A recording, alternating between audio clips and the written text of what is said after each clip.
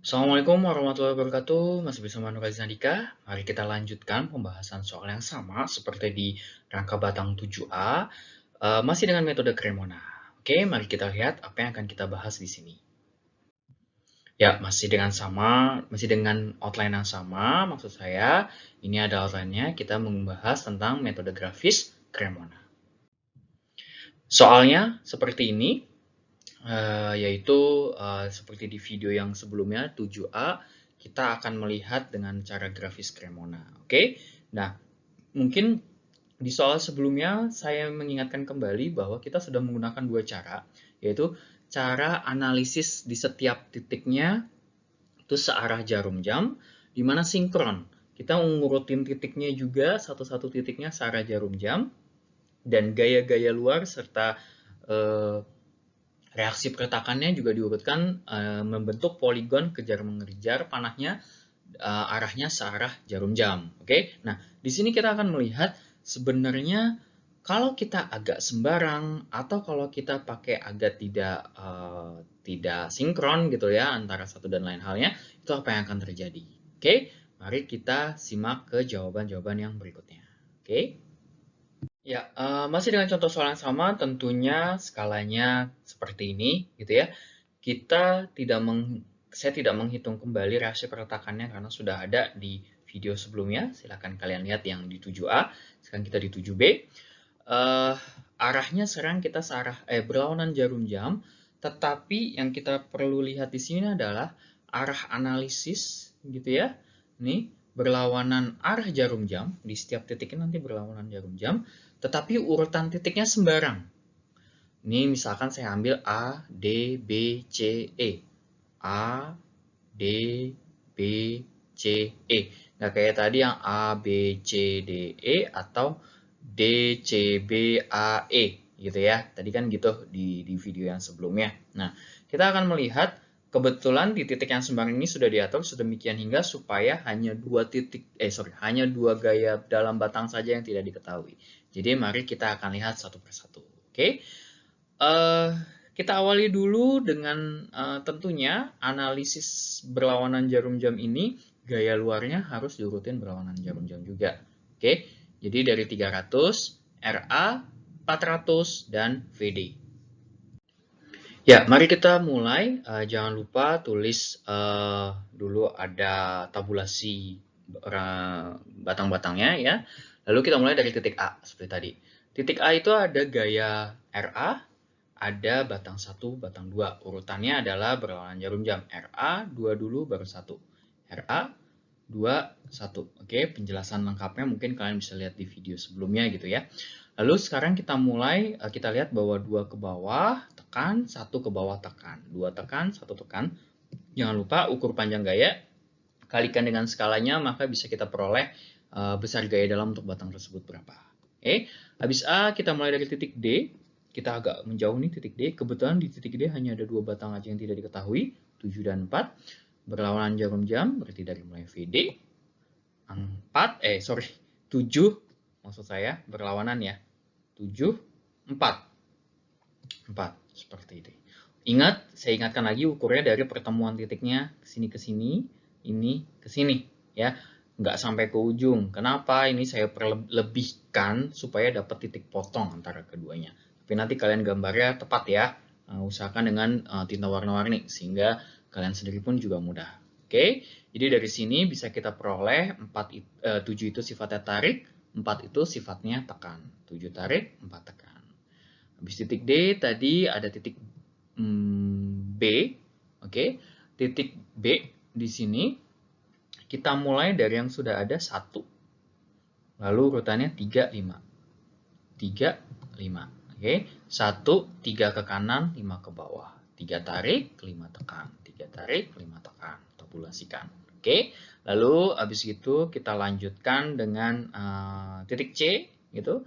Titik C sudah ada 5, 7, 300. Kita kan berlawanan jarum jam. Sisakan yang belum di terakhir, berarti sisakan 6. Kita mulainya jadi dari 7. 300, 5. 7, 300 ke kiri, 5 ke kanan atas di titik C, betul. Lalu tinggal 6 deh. Jadi gini, 7 ke bawah, 300 ke kiri. Ini lihat 5 ke atas, berarti 6 ke atas. Sehingga 6 hasilnya tekan. Gitu. Untuk pindahkan, untuk pembuktian titik E, sama kayak tadi, kita mulai dari 400 kali ini. Berlawanan jarum jam ya, lalu habis itu ada 4, 6, 3, 2. Nah, jadi ada 400, 4, 6, 3, dan 2. Arahnya gitu. Muternya. Ya, oke. Sesuai jadinya apa yang kita dapatkan. Kesimpulannya, dengan membuat poligon terlebih dahulu, mau itu urutan titiknya sembarang atau arah analisisnya berlawanan jarum jam, tetapi ingat, poligon gaya luar dan reaksinya harus sama dengan arah analisis di tinjauan per titiknya. Jadi ini tadi kita bikin poligonnya berlawanan jarum jam karena kita sudah mau mengambil, berlawanan jarum jam karena kita mau mengambil arah analisis per titiknya juga berlawanan dengan arah jarum jam. Oke? Nah, boleh nggak sih kalau misalkan arah analisisnya berlawanan arah jarum jam? Oke, lihat arah analisis per titik. Nanti titik C gitu ya, misalkan kita mau ngambil berlawanan jarum jam. Arahnya kebalik, berlawanan jarum jam. Ingat kalau seperti itu, gaya luar dan reaksi pertakannya juga harus berlawanan jarum jam. Tetapi urutan titiknya searah jarum jam. Nah, kita lihat apakah bisa terbukti atau enggak. Bisa diselesaikan atau tidak, kita lihat ya di sini. Jangan lupa skalanya, arahnya, analisisnya dituliskan. Berlawanan jarum jam, berarti gaya-gayanya kita gambarkan berlawanan jarum jam urutannya.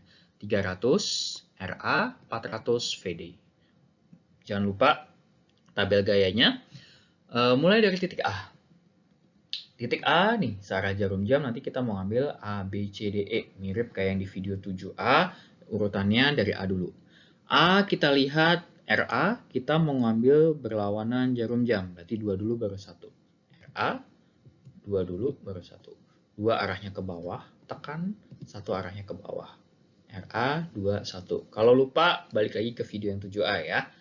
Karena ini sepertinya diulang, cuma berbeda aja tinjauannya. Ya. Lalu habis gitu, 2 tekan, 1 tekan, pindahkan, ukur, kali skala gaya.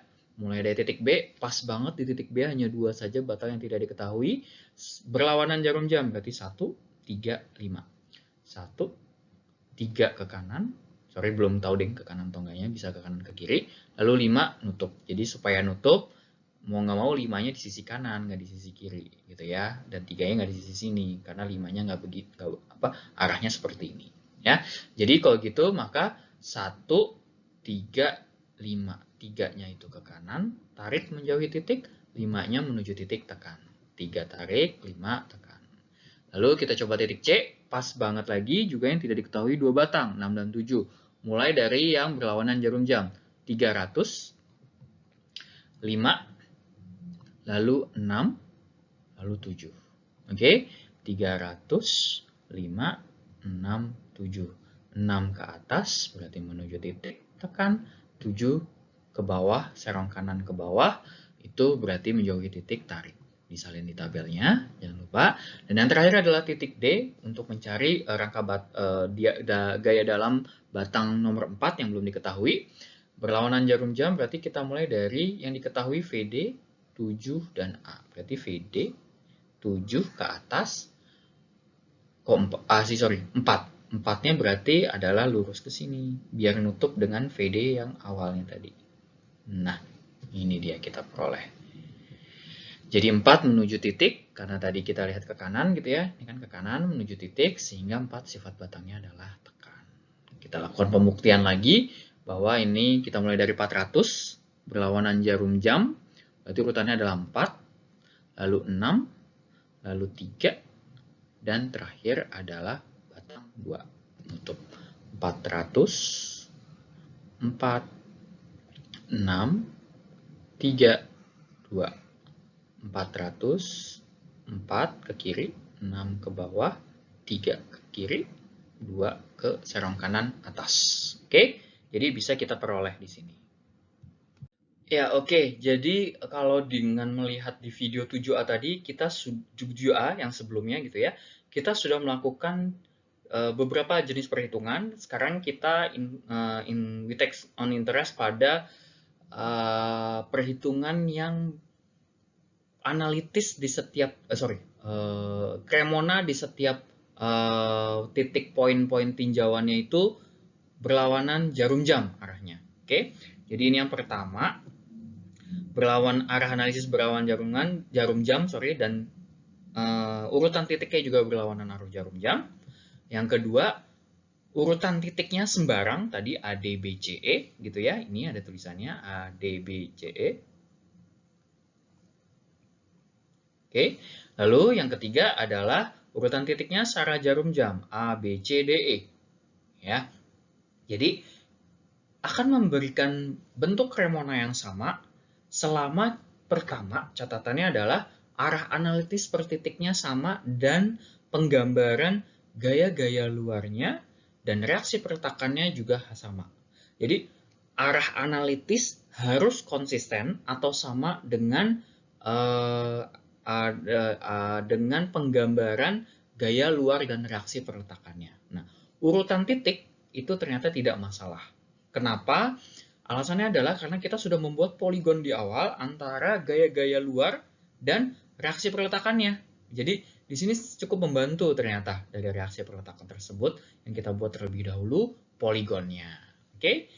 Jadi kesimpulan secara umumnya saya tuliskan kembali dengan membuat terlebih dahulu urutan poligon gaya luar dan reaksi gitu ya, baik berlawanan atau searah jarum jam bisa membantu dalam melakukan analisis dengan cara grafis di sini maksudnya. Urutan analisis tinjauan dengan cara Cremona, poligon gaya luar dan reaksi perletakan harus sama dengan urutan analisis per titiknya. Pilih berlawanan atau searah jarum jam. Sarannya adalah konsisten dan sama antara pemilihan arah tinjauan analisis per titik dan poligon gaya dan penggambaran poligon gaya luarnya. Jika memungkinkan, ini opsi yang ketiga, ini jika memungkinkan ya, urutan analisis per titiknya juga sama seperti ini. Kenapa? Karena nanti ada kemungkinan urutan dari mana kita tidak memungkinkan untuk melakukan misalkan per titiknya searah jarum jam, lalu kita tinjau titiknya searah jarum jam, itu bisa saja terjadi, tidak mungkin. Oke, itu bisa kita lihat di video selanjutnya, teman-teman. Jadi mungkin di part ini sampai sini saja dulu mengenai cara metode Cremona contoh soal 6.